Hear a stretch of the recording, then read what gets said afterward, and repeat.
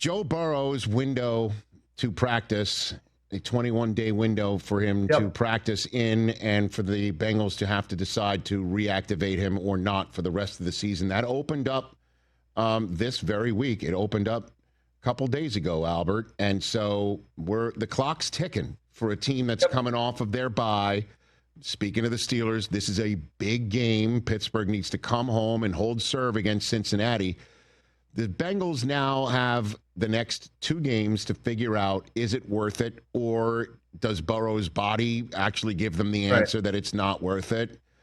Walk me through what you see over the next 3 weeks leading up to that big Thanksgiving night finale on NBC in Baltimore. Yeah, so obviously the Bengals had high hopes coming out of that Thursday night game, that Joe Flacco was going to be able to lead them to a point where it's okay, we're really going to get going now with Joe Burrow as our quarterback, and we're going to be 5-4 going into our bye. And then they lose games. They lose consecutive games to the Jets and Bears, which I don't think they saw coming. And to be fair, wasn't Joe Flacco's fault. Those were shootouts, and the defense was the culprit, not Flacco and the offense.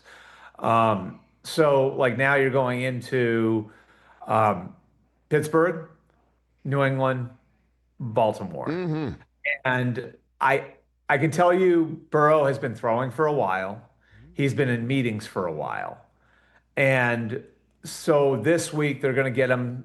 The plan, I think, and this is from what I've heard over the last few days, is to get him 7-on-7 work, not get him in 11-on-11 yet. They want to get him to the point where he's getting real reps, where he's going through his progressions. He's not just throwing to a trainer, right? And so that ramps him up. And then I think they feel like the next 2 games might not be the most realistic. So that's New England and that's Baltimore. So if you're 3-6, can you find a way to go 2-1 in those 3 games? Pittsburgh, New England, Baltimore. And then at that point you're at 6-7, and you've got, and God, now I've got that ringing in because my stupid kids, they're like I said, 6-7. I heard it. 6-7. But if you're 6-7, going into that game with Buffalo in Week 14, I think that's what you have circled. And this is going to be kind of a convergence of Joe's comfort level, because it is a little bit of a moving target with that injury, and the team's place and the team's spot in contention. And I don't think he'll be back over the next 3 games. But I'm not going to sit there and rule him out. Could he find a way to play on a short week when they're not practicing against Baltimore? I wouldn't completely say that isn't happening.